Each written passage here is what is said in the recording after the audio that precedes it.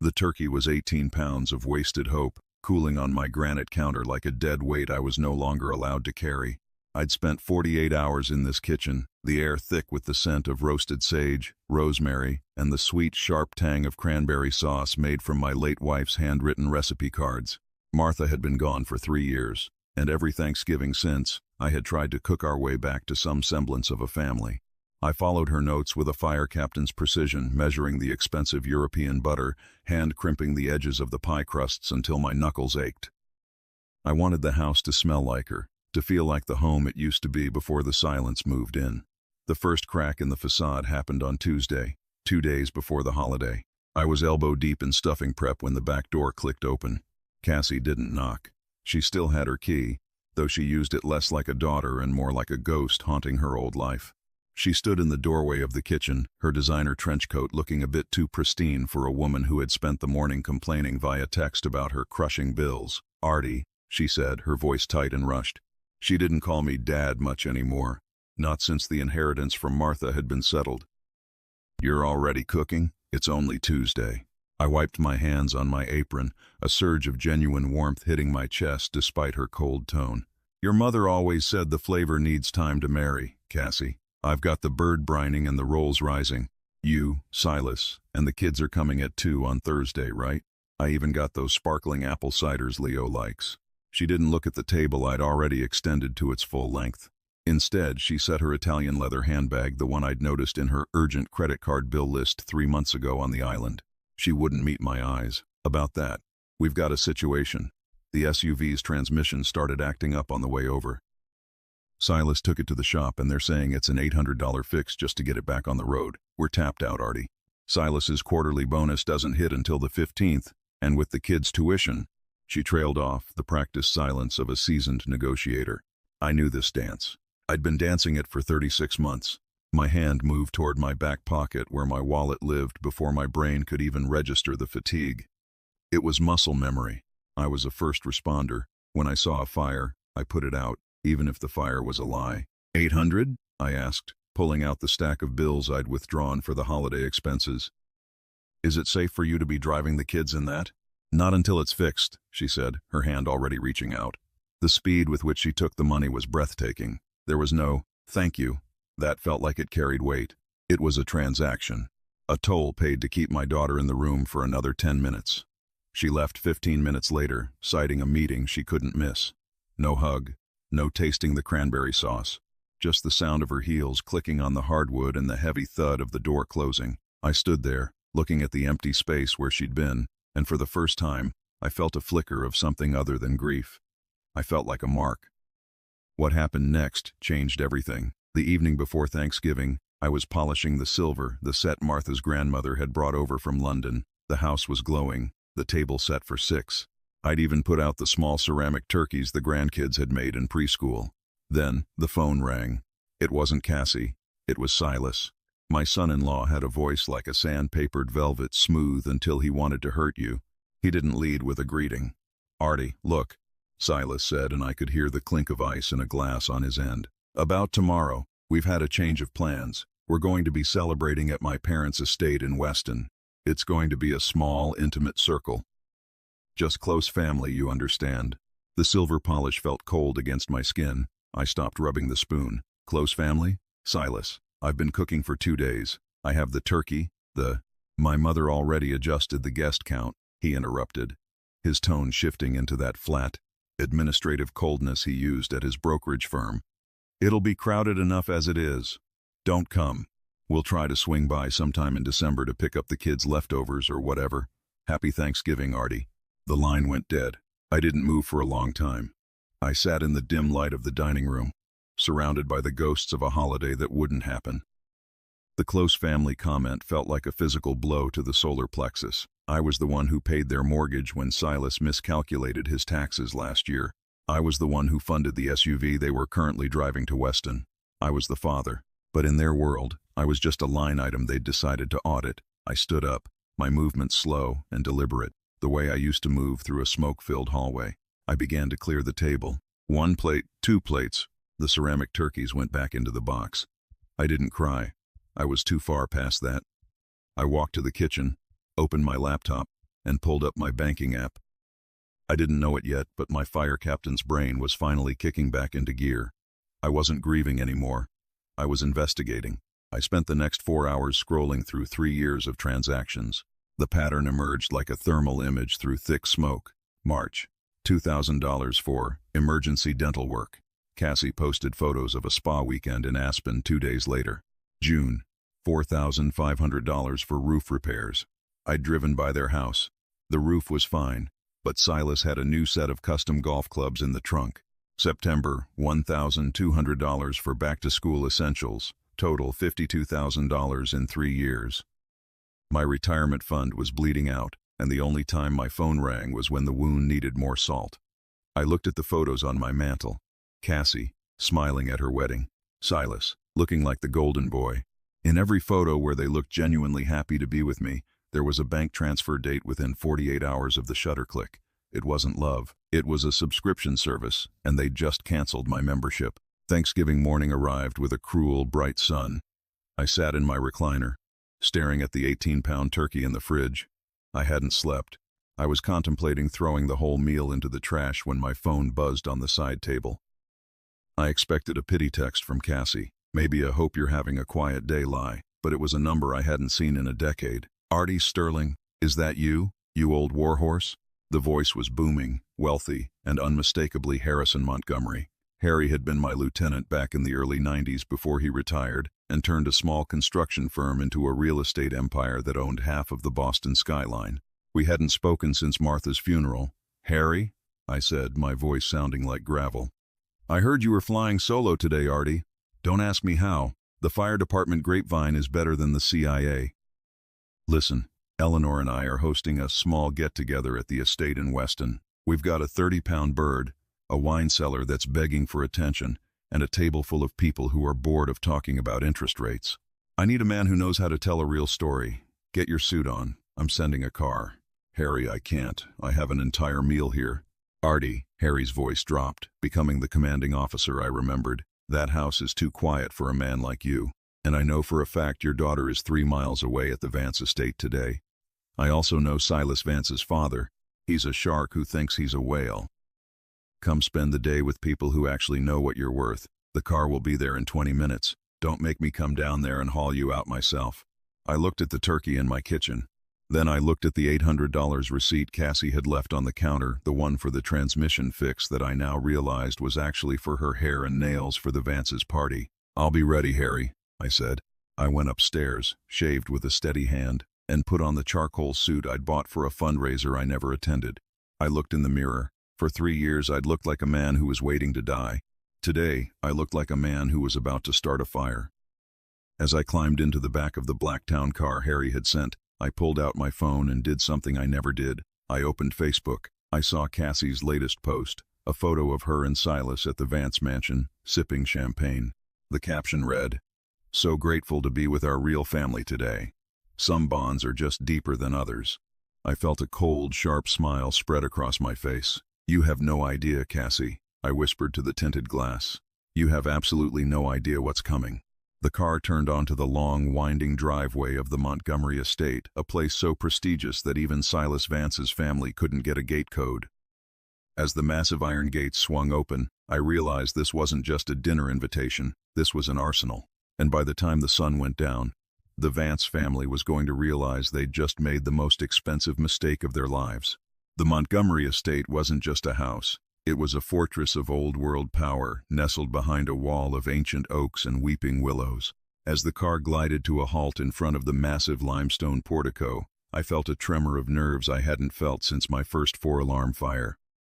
This was a world of high-stakes influence and quiet wealth, a world I had helped Harrison build by keeping him upright through the toughest years of his life, but one I rarely stepped into myself. I was a man of fire stations, denim, and sawdust. Standing there in my charcoal suit, I felt like an interloper until the heavy oak doors swung open and Harrison himself stepped out, bypassing his staff to grab my hand. "Artie, you look like you're ready to command a precinct," he barked, his eyes crinkling with a warmth that felt like a heater on a winter night. He didn't just shake my hand, he clapped me on the shoulder, pulling me into the light. "Eleanor, the guest of honor is here."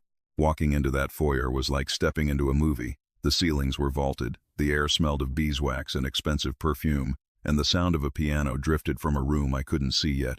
It was a stark contrast to the hollow silence of my own house, where the only sound was the hum of a refrigerator containing a dinner for a family that didn't want me. Harrison led me into a grand parlor where 30 people were gathered, the men in tailored wool and the women in silks that whispered as they moved. I recognized some of them from the news judges, developers, the city's pulse. "Everyone," Harrison announced, his voice cutting through the polite chatter. "This is Artie Sterling. He's the man who dragged me out of a collapsing warehouse in '89 and then spent 6 months making sure I didn't drink my way out of the trauma. If any of you have a roof over your head in this city, you can thank Artie for keeping the guy who built it alive." A soft murmur of genuine respect went through the room. I felt a flush of heat in my neck. For 3 years, I'd been treated like a burden, an ATM with a pulse. Here, among people who had everything, I was being treated like a hero. It was disorienting. It made the betrayal back at my kitchen table feel even sharper, more jagged. As I took a glass of cider from a silver tray, my mind drifted back to Martha. She would have loved this. She was always the one who pushed me to see my own worth. I remembered her in the hospital bed, her hand thin and papery in mine, whispering that I needed to look after Cassie. "She's fragile, Artie. She doesn't have your strength. Don't let her fall." I had taken those words as a holy command. I had spent every day since Martha's funeral trying to make sure Cassie never felt the cold. But standing in this room, I began to realize that I hadn't been helping her stay upright. I had been building a pedestal for her to look down on me from. I found myself near the massive windows overlooking the valley. About 3 miles away, hidden by a ridge, was the Vance mansion where Silas and Cassie were currently playing the role of the perfect high society couple. I thought about the $800 I'd handed over for the transmission. I thought about the $52,000 I'd bled out over 3 years. "You've got that look in your eye, Artie," a voice said. I turned to see Eleanor Montgomery, Harrison's wife. She was a woman of sharp intelligence and even sharper intuition. She didn't offer me a platitude, she offered me a seat. Harrison told me about the phone call. "They're at the Vance house, aren't they?" "They are," I said, my voice tight. "Close family only," I was told. Eleanor gave a small, cynical laugh. "The Vances. Howard Vance thinks he's royalty, but the truth is, that family is a house of cards. They live on credit and reputation. Silas is exactly like his father, all polish, no substance. He's been trying to get Harrison to invest in his new tech-forward brokerage for months. Harrison won't touch him with a 10-foot pole." I didn't know it yet, but that piece of information was the first brick in the wall I was about to build. "He's in trouble? Silas?" "He's desperate," Eleanor whispered, leaning in. "He needs a win, he needs capital, and he's been telling people that he's the one taking care of you. I heard him at a charity gala last month, telling a table of investors that his father-in-law was struggling with cognitive decline and that he was managing your estate to protect the family legacy." The glass in my hand nearly shattered. Cognitive decline? Managing my estate? The betrayal wasn't just financial. It was a character assassination. The glass in my hand.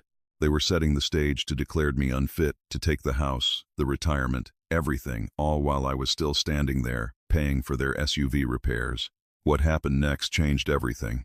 I muttered to myself, echoing the thought that had been rattling in my brain all morning. "Artie?" Eleanor asked, concerned. "I'm fine, Eleanor. I just realized I've been fighting a fire with a garden hose when I should have been using a cannon. The dinner was magnificent, but I barely tasted the truffle-infused potatoes or the perfectly aged steak. I was watching. I was listening. I met a man named Sterling Harrison, no relation, just a coincidence of names, who was one of the top estate attorneys in the country. We talked for an hour about the legalities of trusts and the fiduciary duty of family members. He didn't know he was giving me a masterclass in revenge. He thought he was just talking shop with a friend of Harrison's. By the time the dessert was served, my plan was beginning to crystallize. I wasn't going to yell. I wasn't going to demand my money back. That's what a victim does. I was going to let them keep digging the hole they had started. I was going to let Silas believe he was winning. After dinner, as the sun began to dip behind the mountains, I stepped out onto the terrace. I pulled out my phone. I saw another post from Cassie. It was a photo of Silas laughing with Howard Vance. The caption, "Legacy is everything. So proud of the man Silas is becoming, always putting family first." I felt a coldness settle over me that was more absolute than any winter I'd faced in 30 years of firefighting. I opened the comments section. Usually, I just liked her posts. I was the silent, supportive shadow, not today.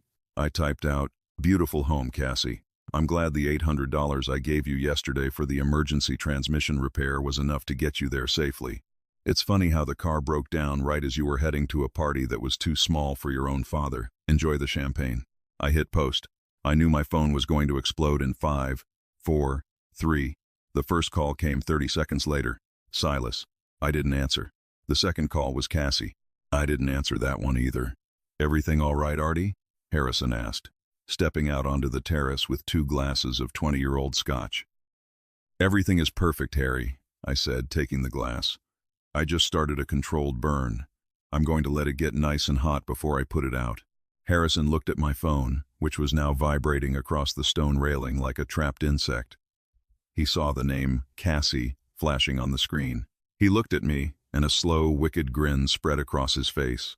He knew that look. It was the look I had right before I'd go into a burning building, calculating, fearless, and ready to do whatever was necessary to save what mattered. "You need a lawyer, Artie?" Harrison asked quietly. "I need a predator, Harry. Someone who knows how to take back what's mine and leave them with nothing but the truth. I've got just the man.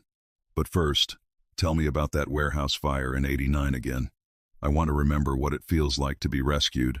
We sat there in the twilight, sipping scotch and watching the lights of the Vance estate in the distance. I felt a strange sense of peace.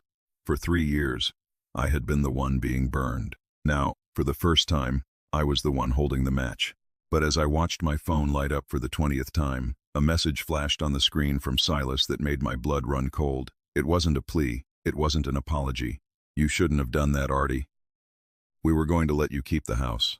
Now, I'm going to make sure everyone knows you've finally lost your mind. See you in court." I looked at the message, then at the sprawling luxury of the Montgomery estate. Silas thought he was threatening a lonely old man in a quiet house. He didn't realize he had just declared war on a man who had the most powerful allies in the city and a fire in his soul that was just getting started. "Harry," I said, setting my glass down. "What's the name of that attorney again?" The hook was set, the fire was roaring, and Silas and Cassie were about to find out that when you push a good man too far, he doesn't just push back. He levels the ground you're standing on. I didn't know it yet, but this Thanksgiving was going to be the most expensive meal the Vance family ever ate, and I was the one who was going to serve them the bill. The car ride back from Harrison's estate was a study in silence, but my head was a riot of noise. Every time my phone buzzed in my pocket, it felt like a tiny electric shock. I didn't check it. I didn't have to. I knew exactly what was in those messages, a cocktail of Cassie's hysterical guilt-tripping and Silas's calculated venom. When the town car pulled into my driveway, the house looked different. For 30 years, this place, a modest but sturdy Victorian on the edge of the city, had been my sanctuary. Now, under the orange glow of the streetlights, it looked like a target. I walked up the porch steps, my boots echoing on the wood, and for the first time in my life, I felt like a stranger in my own home. I sat down at the heavy oak kitchen table, the one I'd built with my own hands the summer Cassie turned 10. I pulled my phone out and finally looked. 72 missed calls, 114 text messages. The Facebook post had gone viral within our social circle. In the world of high society, Weston and the surrounding suburbs, reputation is the only currency that matters, and I had just set fire to Silas's bank account. One message stood out. It wasn't from Cassie or Silas. It was from an old friend at the precinct, Miller. "Artie, saw the post. Bold move. Just a heads up, Silas was at the club last week asking around about elder care lawyers and guardianship protocols. He's not just talking, buddy. He's been laying the groundwork for a long time. Watch your back." The air left my lungs. Guardianship. They weren't just waiting for me to die. They were trying to erase me while I was still breathing. I stood up and walked to the hallway closet where I kept my important files, deeds, tax returns, Martha's life insurance policies. My heart hammered against my ribs like a trapped bird. I reached for the gray metal lockbox. It was gone.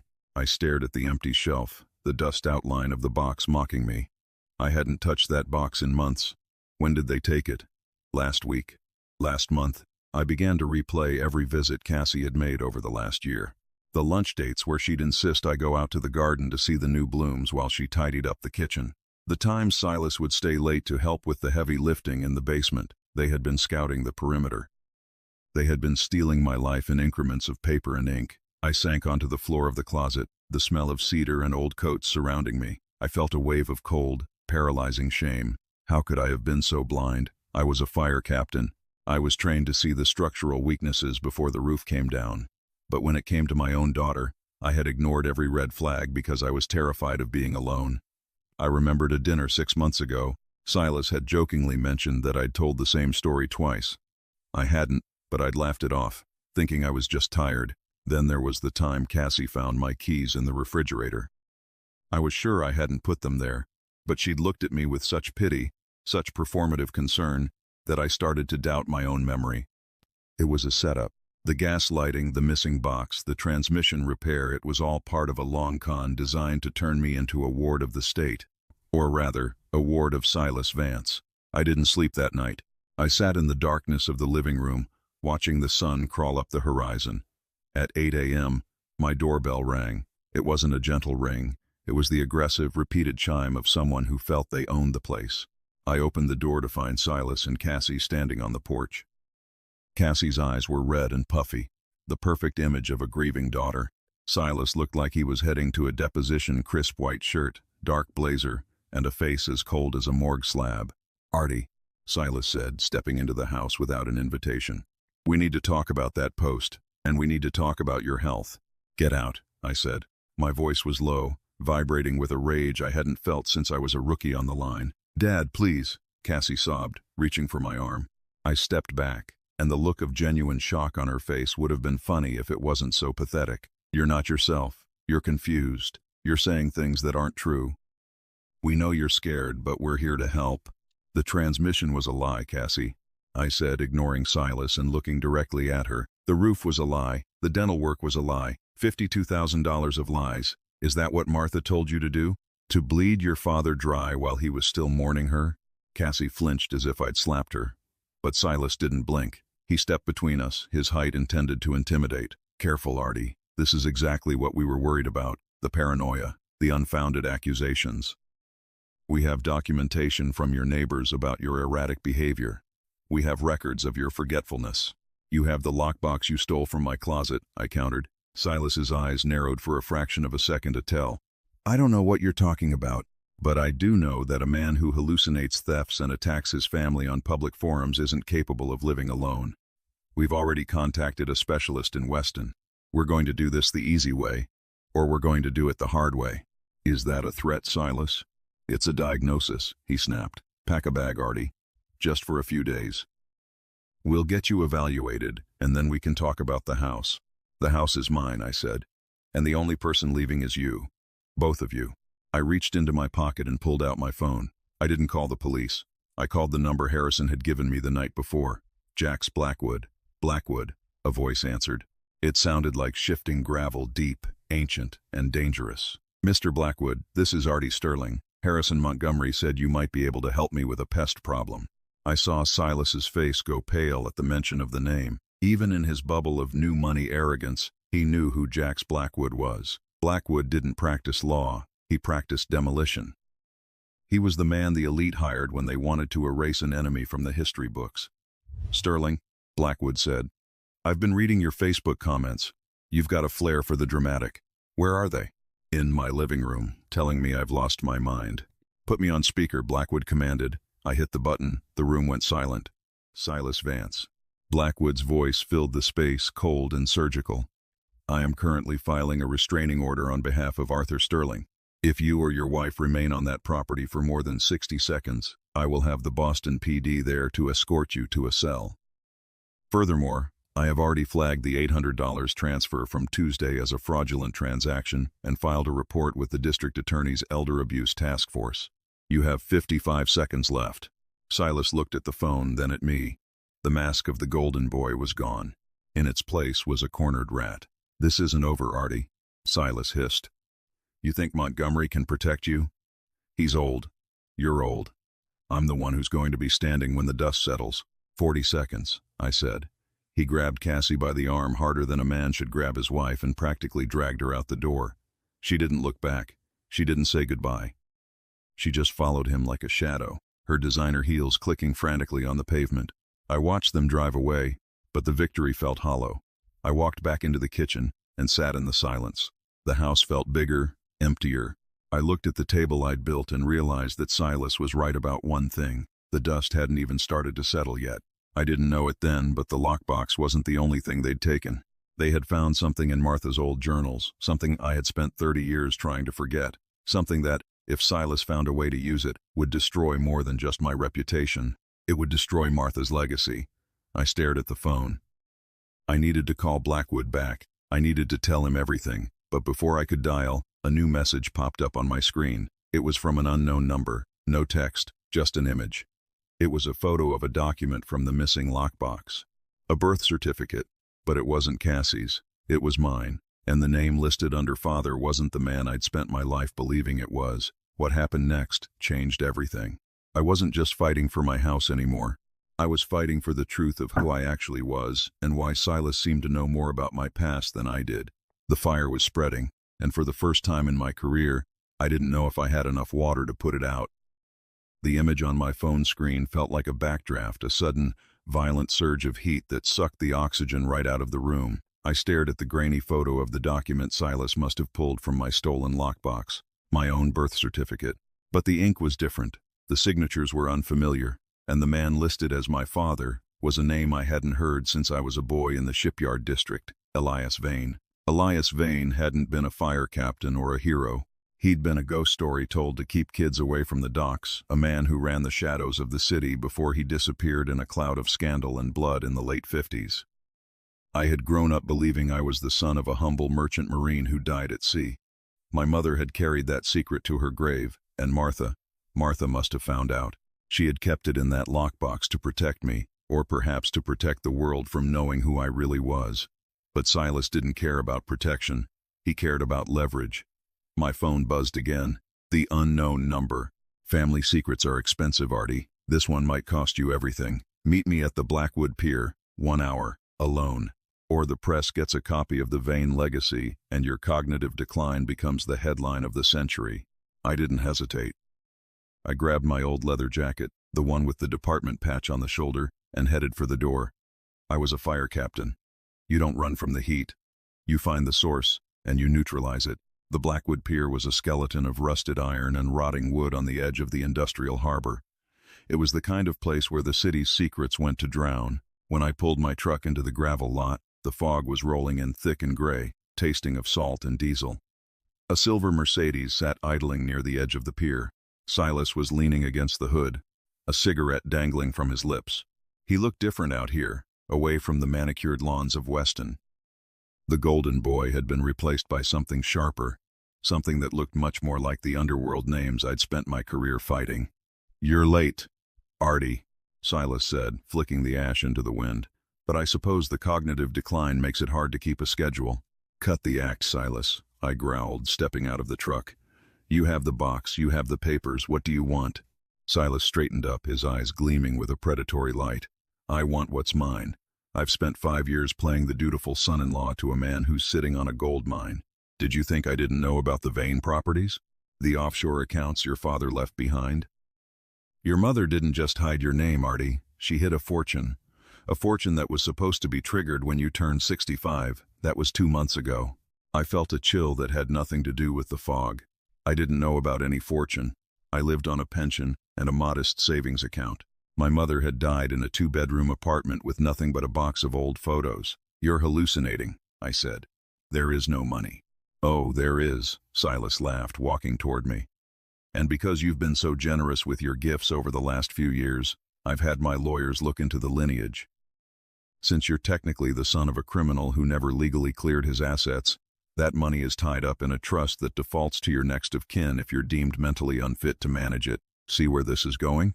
He was going to use my own biological father's criminal past to paint me as a man hiding a blood money inheritance, then use the cognitive decline lie to seize the trust. It was a masterpiece of manipulation. "Cassie knows about this?" I asked, my voice cracking. Silas's expression shifted just for a second into something like pity. "Cassie does what I tell her to do. She's currently at home, grieving the loss of her father's sanity." She's already signed the preliminary guardianship papers, Artie. She thinks she's protecting you from yourself. The betrayal was total. My own daughter had been weaponized against me. I'm not going to let you do this, Silas. You don't have a choice, he sneered, pulling a thick envelope from his blazer. This is a voluntary commitment form. Sign it, go to the facility in Weston for arrest, and I'll make sure the Vane name stays buried. I'll take the trust, keep the house, and you can live out your days in luxury, blissfully unaware of the mess you've made. And if I don't, then tomorrow morning, every news outlet in the state gets a tip about the secret son of Elias Vane who's been laundering old mob money through fire department charities. You'll be stripped of your pension, your reputation, and your freedom. You'll die in a cage, Artie, just like your father should have. He stepped closer, the smell of his expensive cologne mixing with the rot of the pier. He held out a pen. Sign it, for the family. I looked at the pen. I looked at the man who had spent 3 years systematically dismantling my life. And then I looked past him, at the dark water churning beneath the pier. You know, Silas, I said, my voice suddenly calm. In the fire department we have a term for people like you. We call them accelerants. You don't start the fire, but you make sure everything in your path burns until there's nothing left to save. Is that a yes? It's an observation, I said. I took the pen. I leaned over the hood of his car, my hand trembling slightly. Silas smiled, a look of pure, unadulterated triumph on his face. He'd won. He'd taken the house, the money, and the man. But I didn't sign the paper. Instead, I gripped the pen like a dagger and jammed it straight into the front tire of his Mercedes. The hiss of escaping air was the loudest thing on the pier. What the? Silas lunged for me, but I was faster. 30 years of pulling people out of wreckage had given me a strength that a gym rat like Silas couldn't understand. I grabbed him by the lapels of his $2,000 blazer and slammed him against the car. Listen to me, you parasitic little rat, I hissed, my face inches from his. I don't care about the money. I don't care about the name Vane. But you mentioned my wife. You mentioned Martha, and that was your final mistake. You're dead, Artie. I'll destroy you, Silas screamed, his face turning a mottled purple. You can't destroy a man who's already walked through fire, I said.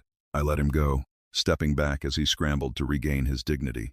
You think you're the only one who can play the long game. I've been a fire captain in this city for 30 years. I know every judge, every cop, and every building inspector in this district.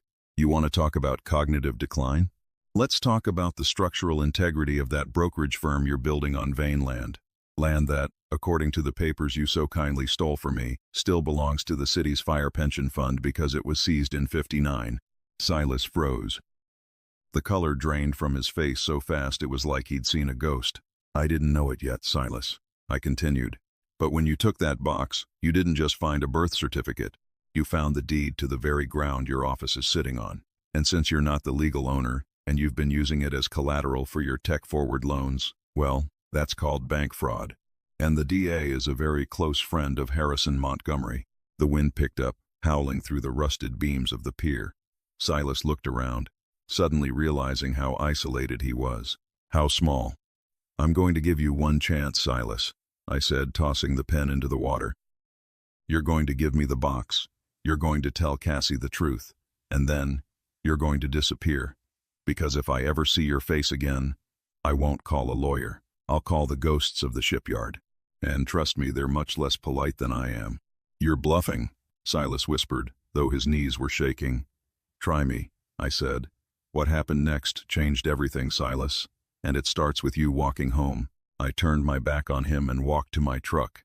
I didn't look back. I didn't have to. I knew the sound of a man's world collapsing. It sounded exactly like the silence of a dying fire. But as I drove away from the pier, my phone buzzed one more time. It was a text from Cassie. Dad, I'm so sorry. Silas said he'd kill you if I didn't help him. He has the kids. He's at the old cabin. Please, help us. The fire hadn't been put out. It had just moved. And this time, it was personal. The text from Cassie didn't just break my heart. It incinerated the last bridge I had to my old life. I sat in the cab of my truck, the engine idling with a low, rhythmic growl that matched the pounding in my skull. He has the kids. He's at the old cabin. The old cabin wasn't just a piece of real estate. It was a sanctuary of cedar and stone 3 hours north in the Shadow Peaks. a place I'd built with my own hands 30 years ago when Cassie was still small enough to ride on my shoulders. It was where Martha and I had spent our last good summer. For Silas to take them there to turn a place of peace into a cage was a sacrilege I couldn't forgive. I shifted the truck into gear and tore out of the gravel lot, the tires screaming against the asphalt. My mind was a chaotic map of tactical variables. I was 65 years old, out of the game for 3 years. But the fire captain in me didn't know how to retire. I started calculating the distance, the fuel, the light. The sun was already dipping low, casting long bruised shadows across the highway. As I drove, the weight of the vain name settled over me like a heavy, soot-stained coat. Was this the curse? Was the blood of Elias Vane finally demanding its due? I'd spent my entire career saving lives to balance a ledger I hadn't even known was open. I had been the good man to spite a father I never knew, but as I watched the needle on my speedometer climb toward 90, I felt a cold, jagged edge sharpening in my gut. If Silas wanted a monster, I'd show him the one I'd been keeping in a cage for 3 decades. I pulled over at a rest stop an hour outside the city, not to rest, but to make a call. Not to the police, not yet. Silas was a cornered animal with a high-priced legal education and a desperate need for control. If the siren started screaming, he'd snap. No, I needed a different kind of backup. Blackwood, the voice answered on the first ring. He took them, Jax. The cabin in the Shadow Peaks. He's got my daughter and my grandkids. There was a pause, a heavy silence where I could almost hear Blackwood's analytical mind grinding. He's shifted from fraud to kidnapping. That means he's past the point of caring about the brokerage, Artie. He's in the burn it all down phase. You know that phase better than anyone. I'm an hour out. I need you to lock down every account he has, every credit card, every offshore shell company we found in those Vane files. I want him to feel the walls closing in before I get there. Consider it done, Blackwood said, his voice dropping to a low, lethal register. But Artie, don't go in there thinking you're a fire captain. He doesn't want to be rescued. He wants to win, even if winning looks like a pile of ash. I hung up and hit the road again. The higher I climbed into the mountains, the colder the air became. The towering pines crowded the narrow road, their branches interlocking like skeletal fingers. Every mile was a memory. There was the clearing where Leo caught his first fish. There was the trailhead where Emma had tripped, and I'd kissed her knee better. I didn't know it yet, but Silas had been planning this as a failsafe for months. He hadn't just taken them. He had been moving supplies to the cabin in secret. He'd turned my own history into a bunker. I reached the dirt turnoff to the cabin around 10 p.m. I turned off my headlights a half-mile out, navigating by the pale, filtered moonlight. I knew every rock, every dip in this path. I parked the truck behind a thicket of hemlocks and moved the rest of the way on foot. My joints ached, and my lungs burned in the thin mountain air, but the adrenaline kept the fire burning. The cabin came into view, a dark silhouette against the snow-dusted ridge. A single light flickered in the upstairs window, the bedroom where Cassie used to sleep. Silas's Mercedes was parked crookedly in the drive, the front tire still flat and shredded from the pier. He'd driven it all the way up here on the rim, a testament to his hysteria. I moved toward the back porch, my footsteps silent on the pine needles. I reached for the spare key hidden inside a hollowed-out log near the woodpile. It was gone. I pressed my back against the cedar siding, listening. From inside, I heard a crash, the sound of glass breaking followed by a muffled sob. It was Cassie. "I told you to stop crying," Silas's voice roared. He sounded unhinged, the polished Weston accent replaced by a raw, guttural desperation. "You think I'm the bad guy? Your father is the one who lied. He's the one who's been sitting on a mobster's fortune while we struggled. He could have saved us, Cassie. He chose to let us drown." "He didn't know, Silas." Cassie's voice was high, thin with terror. "Please, let the kids go. They're sleeping. Just let them out, and I'll do whatever you want." "You'll do what I want? You already betrayed me. You sent that text." "I saw the outgoing log, Cassie. You think I'm stupid?" I heard a heavy thud, like a body hitting a wall. My vision went red. I reached for the door handle, but then I stopped. A fire captain knows. You don't just kick in the door of a backdraft. You find the vent. I circled the house to the crawl space. It was tight, smelling of damp earth and old insulation, but it led directly under the living room. I crawled through the dirt, my heart thudding against the floorboards above me. I could hear the children now, Leo and Emma, whimpering in the small bedroom off the kitchen. "He's coming," Isn't he? Silas shouted. I could hear him pacing, his heavy boots rhythmically thumping over my head. The great Artie Sterling. The hero. He's going to swoop in and save the day. But what he doesn't realize is that I've already won. I filed the papers, Cassie. I sent them from the mountain post office on the way up. Digital copies to the press. Physical copies to the DA.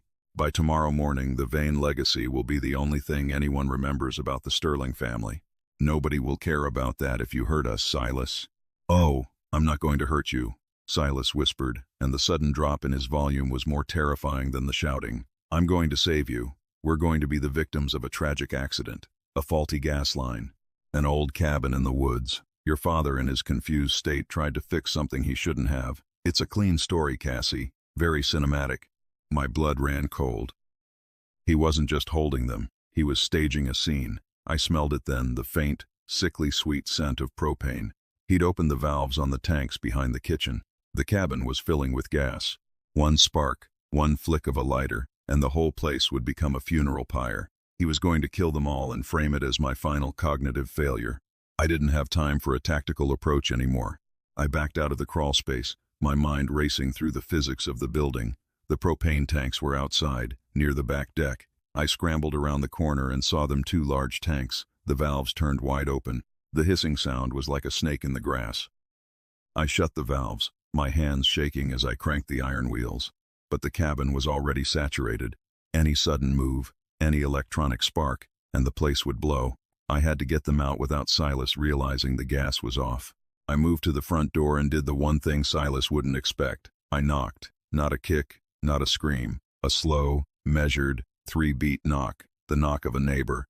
The knock of a man who was confused. The hissing inside stopped. The pacing stopped. Artie? Silas's voice was cautious, hopeful. Silas?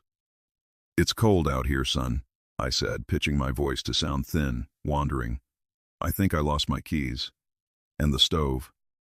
I think I left the stove on back at the house. Can you help me? I heard him laugh, a jagged, hysterical sound. He's here. The old fool actually showed up right on cue.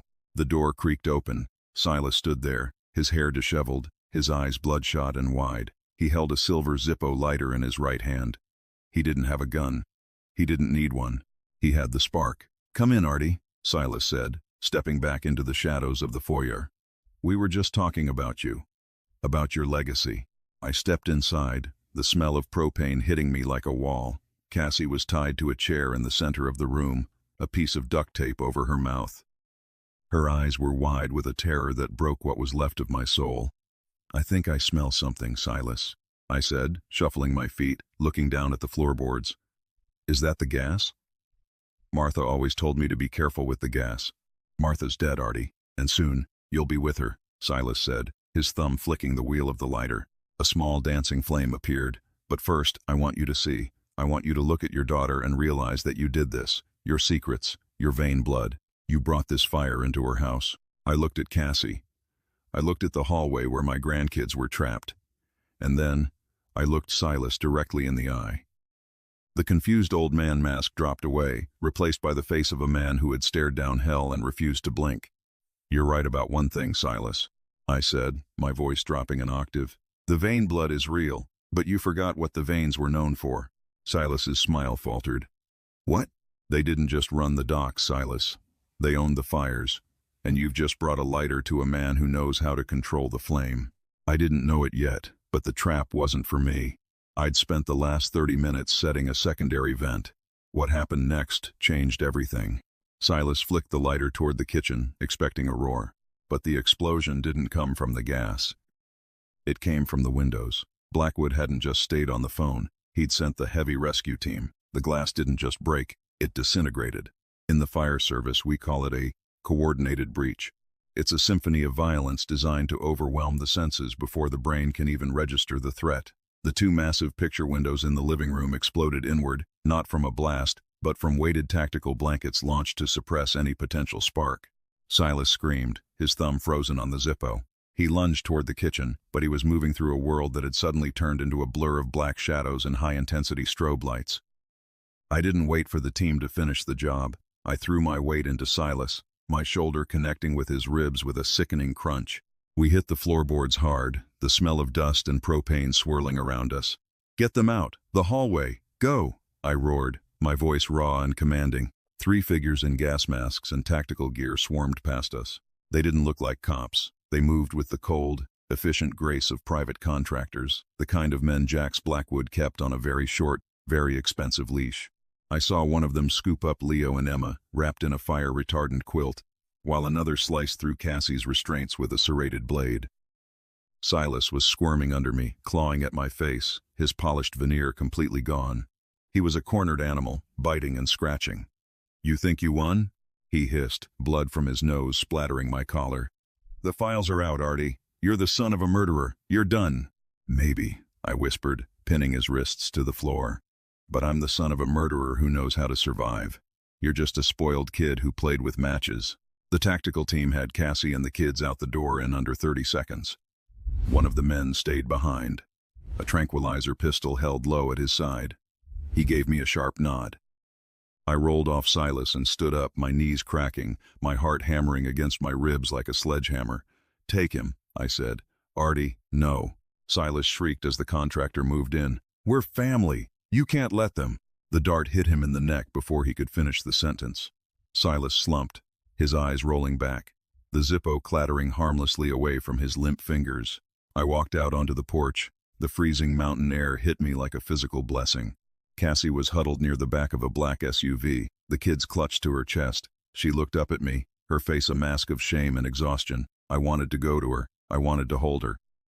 But the air between us was still thick with the lies she'd helped Silas build. "The gas is clear," one of Blackwood's men said, stepping out of the cabin. "We've secured the site. Mr. Blackwood is waiting for your call, Captain." I didn't call him immediately. I walked to the edge of the ridge, looking out over the shadow peaks. The moon was high now, turning the snow into a field of diamonds. I felt a strange, hollow sensation in my chest. I had saved them. The fire was out. But as I looked at the dark silhouette of the cabin, I realized that I hit rock bottom a long time ago. Everything since then had just been the descent. The truth about Elias Vane wasn't just a secret, it was a poison. And Silas had injected it into the marrow of my family. I turned back to Cassie. She had stepped away from the kids, who were being watched by a medic. She walked toward me, her footsteps heavy in the snow. "Dad," she whispered. I didn't know he would go that far. He told me you were losing your mind. He showed me fake medical reports. He said the only way to save the house and the kids' future was to get you into a facility where you could get help." "And the $52,000, Cassie?" I asked. "The transmission, the dental work, was that to save my mind too?" She looked down, a tear tracing a path through the soot on her cheek. "He said we needed a buffer. In case the Vane Trust was seized. He said we were protecting the family." "You weren't protecting a family, Cassie. You were feeding a parasite." I pulled a small, leather-bound notebook from my inner pocket. I'd grabbed it from the cabin during the breach. It had been sitting on the mantel, right where Silas had left his victory notes. It wasn't my lockbox, but it was Silas's private ledger. "He wasn't just after my money, Cassie," I said, opening the book to a flagged page. "Read this." She took the book, her eyes scanning the frantic, cramped handwriting. As she read, her face went from pale to ghostly. Silas hadn't just discovered I was Elias Vane's son. He had discovered that his own grandfather, Howard Vance Sr., had been the one who betrayed Elias to the feds in 1959. Howard Sr. had built the Vance empire on the blood of my father. He'd stolen the land, the contracts, and the reputation that started their old money dynasty. Silas wasn't just trying to get rich. He was trying to finish the job his grandfather started. He was trying to erase the last living piece of the Vane legacy so the Vance lie could finally be permanent. He didn't love Cassie. He hadn't married her for her beauty or her heart. He'd married her because he'd tracked the Vane bloodline to me, and he wanted to keep his enemy close until he could kill it. "He used me," Cassie breathed, the realization shattering her. From the very beginning, the college parties, the chance meeting at the library, it was all a hit. "It was a long con, Cassie. You were the bait, and I was the target." She collapsed into the snow, a broken sound escaping her throat. I reached down and finally, I pulled her up. I held her against my chest, feeling her tremble. She had been a fool. She had been greedy. But she had also been a victim of a generational war she didn't even know existed. "What do we do?" She sobbed into my jacket. We do what firefighters do, I said, looking over her head at the black SUVs. We clear the debris. And then, we rebuild something that can't be burned. The next 48 hours were a blur of legal maneuvers that would have made a grandmaster dizzy. Jax Blackwood didn't just lock down Silas's accounts. He opened a portal to hell. We were in a high-rise office in the city, the glass walls overlooking the harbor where this had all started. Harrison Montgomery was there, leaning against a mahogany desk, looking like a kingmaker. Jax Blackwood sat in the shadows, his fingers steepled. "Silas is awake," Blackwood said. "And he's talking. He's trying to cut a deal by giving up his father, Howard. It turns out the Vance brokerage has been a front for money laundering for a decade. Silas was just the one dumb enough to try and expand the operation using your vain trust as a shield." "And the birth certificate?" I asked. "Burned," Blackwood said, though I knew he'd kept a digital copy for leverage. "As far as the state of Massachusetts is concerned, you are Arthur Sterling, son of a merchant marine. The vain name died at the pier." "But the land," Harrison interjected, a sharp glint in his eye. "The land the Vance headquarters sits on, that's a different story. Since the seizure in '59 was based on fraudulent testimony from Howard Sr., the title is contested. I've already moved my own development firm in. We're filing for eminent domain. By Christmas, Silas's office will be a parking lot for a fire station." I felt a grim sense of satisfaction. It wasn't just revenge. It was poetic justice. "And Silas?" I asked. "He's looking at 20 to 30, Blackwood replied. "Federal charges, bank fraud, kidnapping, attempted murder. His close family in Weston has already issued a statement disowning him. They're trying to save their own skins." I stood up and walked to the window. I could see the city lights flickering below. For the first time in 3 years, the weight in my chest felt manageable. But I wasn't done. "I want the $52,000, I said. Blackwood raised an eyebrow. "Artie, we're talking about millions in contested assets. Why do you care about the 50 grand? "Because that wasn't vain money," I said, turning back to them. "That was Martha's money. That was the money I earned working double shifts on Christmas and Thanksgiving. That was the money she saved from her teaching salary. I want every cent of it back, and I want it to go to the Firefighters' Widows and Orphans Fund, in Martha's name." Harrison smiled a real, genuine smile. "I'll make sure they pay double for the interest they owe you." I left the office and drove to a small park near the waterfront. I'd asked Cassie to meet me there. She was sitting on a bench, Leo and Emma playing on the swings nearby. She looked older, her face drawn, but her eyes were clear. "The papers are signed," she said, handing me a folder. "The divorce, the full confession. I told the DA everything, Dad, including the stuff about the emergency money. I'm going to pay it back. I don't care if I have to work 3 jobs. "You'll work 1 job," I said, sitting next to her. "And you'll take care of those kids. I've put the house into a trust for Leo and Emma. You can live there, but you don't own it. I do. And if I see 1 designer handbag or 1 emergency transmission bill, the locks get changed." She nodded, a sob catching in her throat. "I don't deserve the house." "No, you don't," I said, looking at my grandkids. "But they do. And I'm not going to let Silas's poison ruin their lives too." I stood up to leave, but she grabbed my hand. "Dad, are you okay? With the secret? About who your father was?" I looked at the water, thinking about the man named Elias Vane, a man I never knew. A man who had left a trail of fire and blood behind him. I thought about the man I had become, the man who put out the fires, who saved the families, who built the tables. "I'm not his son, Cassie," I said firmly. "I'm Martha's husband, and I'm your father. That's the only legacy that matters." I walked away, feeling the cool salt breeze on my face. The revenge was complete. The Vances were ruined. My family was safe, if scarred. But as I reached my truck, I saw a figure leaning against the fender. It was Jax Blackwood. He was holding a single yellowed photograph. "I thought you should have this," he said, handing it to me. "I found it in the back of the lockbox. Silas missed it." I took the photo. It was a picture of a man in a fire captain's uniform, standing in front of an old station house in the '50s. He looked exactly like me, but on the back, in my mother's handwriting, it said, "Elias, the day you decided to stop running. The day you became the man I knew you could be." I didn't know it yet, but the truth was even deeper than Silas had realized. My father hadn't just been a criminal. He had been a man trying to outrun his past, just like I was. What happened next changed everything. I whispered, looking at the photo. What was that? Blackwood asked. I realized, I said, tucking the photo into my pocket, that the fire doesn't have to destroy. Sometimes, it just clears the way for the truth. I drove home, the road clear and open before me. The house was quiet, but it didn't feel empty anymore. It felt ready. I sat at my oak table, the one I'd built, and I started writing a letter. Not to Silas, or the DA, or the press. I wrote a letter to myself, about the man I was going to be for the next 20 years. A man who wasn't an ATM. A man who wasn't a secret. A man who was finally, truly free. But as I reached for my coffee, the phone rang. It was an unknown number from the county jail. Silas. I picked up.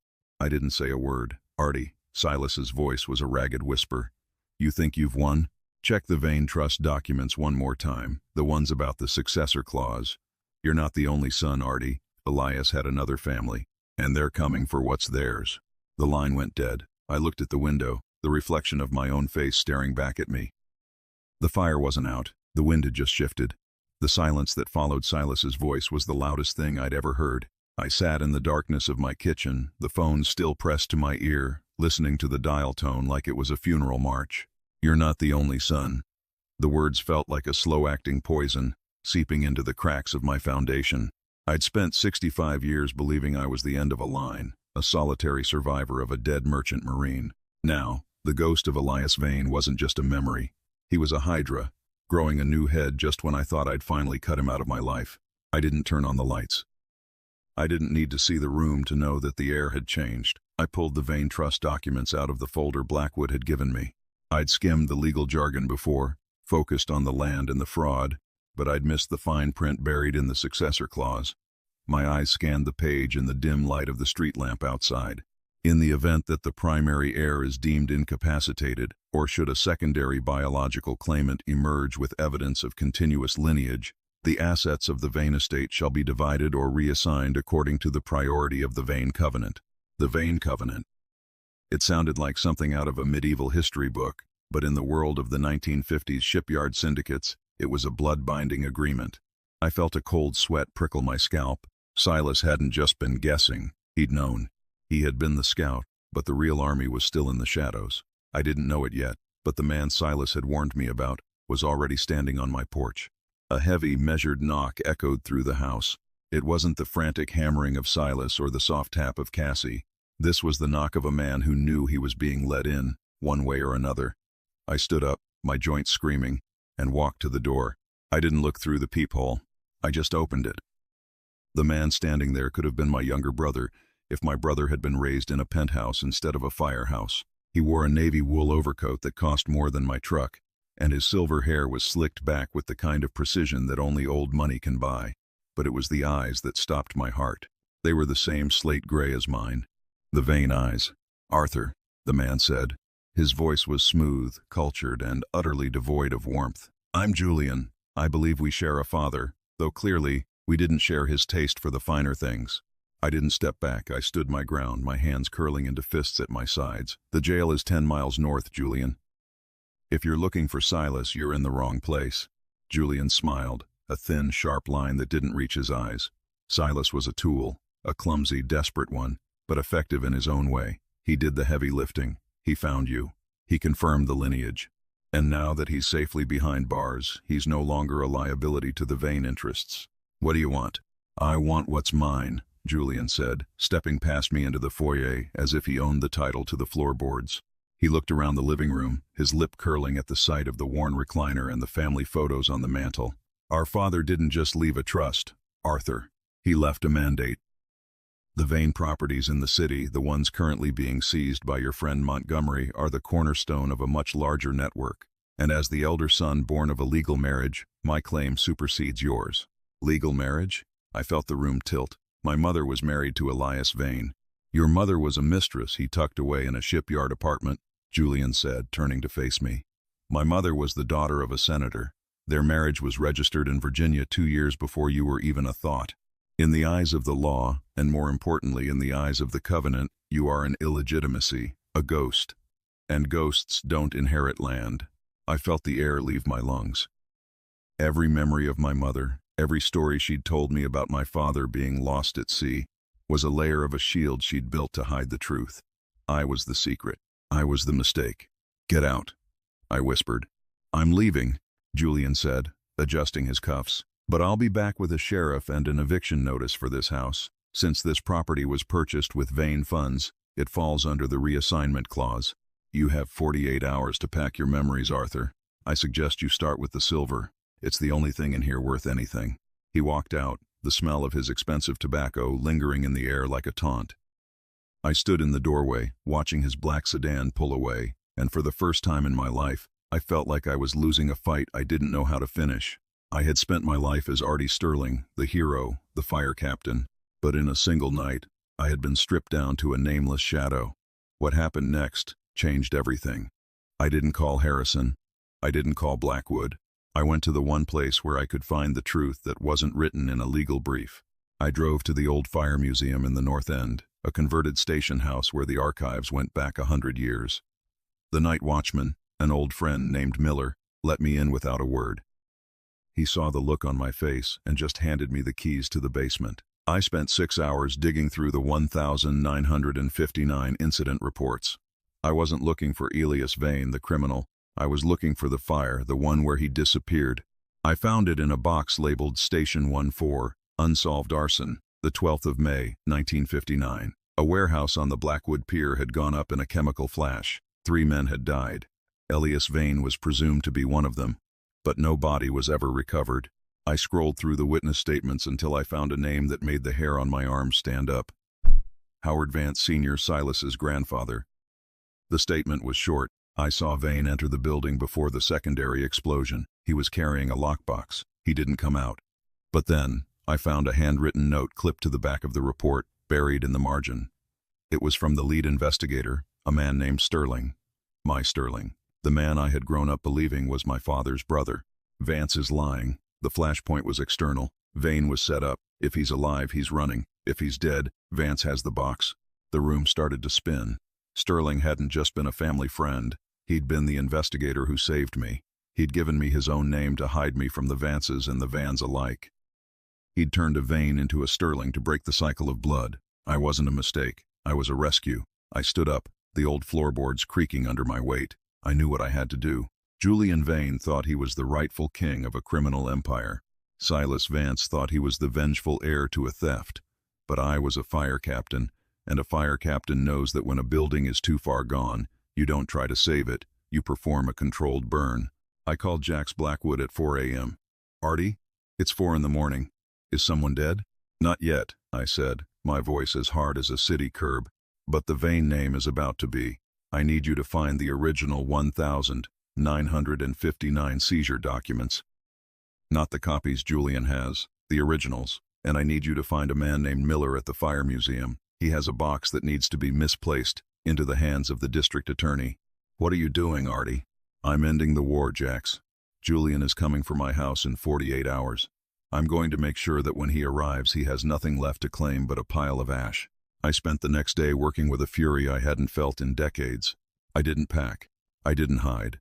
I went to the bank and I withdrew the $52,000 I'd clawed back from Silas. I didn't give it to the charity, not yet. I used it to buy the one thing that could destroy a man like Julian Vane: truth. I hired a team of private investigators to dig into Julian's legal business in Virginia. It turned out the senator's daughter hadn't just married Elias. She'd been his partner in the very crimes that had built the Vance empire. The legal side of the family was just as dirty as the criminal one. They had been laundering money through political campaigns for 60 years. The pieces were on the board. The fire was set. 48 hours later, Julian Vane pulled into my driveway. He didn't come alone. He had a man in a suit, a sheriff's deputy, who looked like he'd rather be anywhere else. Julian stepped out of the car, looking triumphant. "Time's up, Arthur," he said, tapping a legal folder against his palm. "I hope you've cleared out your things. I have a demolition crew arriving at noon. This house is a blemish on the property value." I stood on the porch, leaning against the railing. I wasn't wearing a suit. I was wearing my old station jacket. "You're early, Julian, but that's fine. I've already done most of the work for you." "Is that so?" Julian sneered. "Deputy, if you would." The deputy stepped forward, looking at me with an apologetic wince. "Mr. Sterling, I have a court order." "Wait," I said, holding up my phone. Before you serve that, Julian might want to check his email. Or the morning headlines. I believe the Virginia State Police just executed a search warrant on his charitable foundation 20 minutes ago. Julian's face went from smug to stone white in a heartbeat. He pulled out his own phone, his fingers trembling as he scrolled. "What did you do?" he hissed, his voice cracking. "I didn't do anything, Julian," I said, stepping down from the porch. "I just followed the smoke. It turns out when you use vain money to buy a senator, the feds tend to notice. Especially when a retired fire captain provides them with the original ledgers from 1959, showing that your mother wasn't just a wife, she was the accountant." The deputy stopped in his tracks, his hand moving away from the eviction notice. "Mr. Vane, is there something I should know?" Julian didn't answer. He couldn't. His phone was already ringing. His lawyers, his partners, his world collapsing in real time. "You think this saves you?" Julian screamed, lunging toward me. "I'll still take this house. I'll burn it down myself. I'll still take this house." "You can try," I said, stepping aside as two more cars pulled into the drive. These weren't deputies. They were federal agents. "But I think you have an appointment in Virginia, and as for the house, I've already donated it to the city fire department. It's a historical landmark now, Julian. You couldn't touch a single shingle if you had 100 years. I watched them lead Julian away in handcuffs, his expensive coat dragging in the gravel. He didn't look like an elite heir anymore. He looked like exactly what he was, a thief who'd run out of time. I stood in the silence of my yard, the sun beginning to set over the city. I'd lost my name, my father's legacy, and my sense of security. But I was still standing. I didn't know it yet, but the final twist was still waiting for me inside the house. I walked back into the kitchen and saw a letter on the table. It wasn't from Julian, or Silas, or the lawyers. It was from Cassie. "Dad, I found something in the attic. Something Martha wanted you to see only when the fire was finally out. Please, come to the station house, the old one, where it all began." I grabbed my keys and headed for the door. The revenge was over. The veins were gone. But the truth about who I really was, that was just beginning to breathe. The drive to the old station house felt like a journey through a graveyard of my own memories. The north end streets were narrow, winding like the inner workings of a clock, and the fog had returned, thick and tasting of the Atlantic. Station 14 didn't look like a museum tonight. It looked like a temple. The red brick was dark with moisture, and the brass lanterns on either side of the massive arched doors flickered with a ghostly, rhythmic pulse. I parked my truck and sat there for a moment, my hands gripping the steering wheel so hard the leather groaned. I was tired. Not the kind of tired that a night's sleep can fix, but the kind of bone-deep exhaustion that comes from realizing your entire life was a stage play, directed by people who are no longer around to answer for it. My name was Sterling, but my blood was Vane. I was a hero built on the foundation of a villain, and somewhere inside that building, the final piece of the puzzle was waiting. I stepped out of the truck, the cold air hitting my face like a splash of ice water. I walked toward the doors, and they swung open before I could even reach the handle. Cassie was standing there. She wasn't wearing her designer coat or her expensive jewelry. She was wearing an old, oversized flannel shirt that used to belong to Martha, and her hair was pulled back in a messy knot. She looked like the girl I used to know, before the Weston glitter had blinded her. "Dad," she said, her voice echoing in the vast, hollow space of the engine bay. The museum was quiet, the ancient fire carriages casting long, distorted shadows across the floor. "I'm so glad you came. You said you found something," I said, my voice steady but low. "In the attic." She nodded and led me to the back of the station, toward the old captain's office, a room of dark wood and glass that smelled of tobacco and history. On the desk sat a small, battered wooden box. It wasn't the metal lockbox Silas had stolen. This one was older, made of hand-carved cherry wood, the lid inlaid with a simple silver crest of a fire hydrant. I recognized it instantly. Martha had kept her sewing supplies in it for 30 years. I was clearing out the crawl space behind the guest room, Cassie whispered, her eyes fixed on the box. I thought it was just old patterns, but there was a false bottom. I reached out and touched the wood. It felt warm, as if it had been holding a flame inside it all this time. I opened the lid. Inside, resting on a bed of faded blue velvet, was a stack of letters and a heavy iron key. I picked up the first letter. The handwriting was unmistakable, Martha's elegant, looping script, the ink still dark and defiant. Artie, if you're reading this, the smoke has finally cleared. I knew this day would come. I knew the veins wouldn't let you stay a Sterling forever. They are a family of shadows, and shadows always seek the light. I felt a lump form in my throat, a physical ache that made it hard to breathe. I kept reading. You've spent your life believing that Sterling saved you from the fire in '59. And he did. But he didn't do it alone. The man you call Elias Vane, your father, he wasn't the one who started that fire, Artie. He was the one who stopped it. Howard Vance Sr. set that blaze to erase the debt he owed to the shipyard workers. He wanted the insurance money and the land. Elias found out. He went into that building to get the ledgers, the evidence that would have put Vance away for life. I looked at the 1959 report I'd found earlier. Vance is lying. The flashpoint was external. Sterling didn't just give you a name, Artie. The letter continued. He gave you a purpose. But here is the secret I've carried since before we were married. Elias Vane didn't die in that fire. He was the man who sat on our porch every Sunday for 10 years. The man you knew as Old Man Miller. The janitor at the station who taught you how to polish the brass. He gave up his life, his name, and his fortune to watch you grow into a man who wasn't a criminal. He funded the Widows and Orphans Fund with the very money the Vanes are now trying to claim. He didn't leave you a trust of gold, Artie. He built you a city of heroes.